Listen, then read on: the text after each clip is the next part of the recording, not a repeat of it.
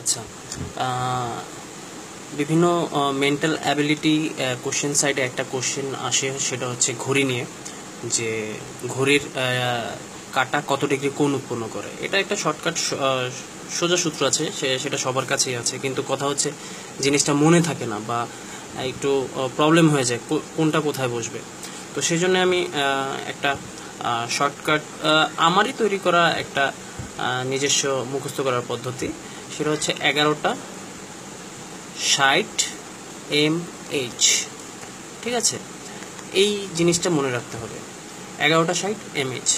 আমরা জানি 1160 মানে 12টা, আর আমাদের ঘড়িতে 12 চিহ্ন থাকে। আর mH হচ্ছে যে আপনার মিনিট এবং আওয়ার। mH ভাবে মনে রাখতে হবে। এখন mH হবে না HM হবে, এটা নিয়েও যদি প্রবলেম হয় তাহলে এটা ধরে নেন যে মোহাম্মদের mH। সুতরাং 1160 mH। এখন আমি 11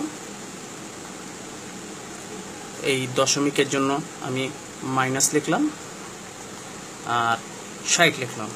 এখন আমি mH বসাই। আগে কি আছে এখানে, m আর h। ঠিক আছে, তো এখন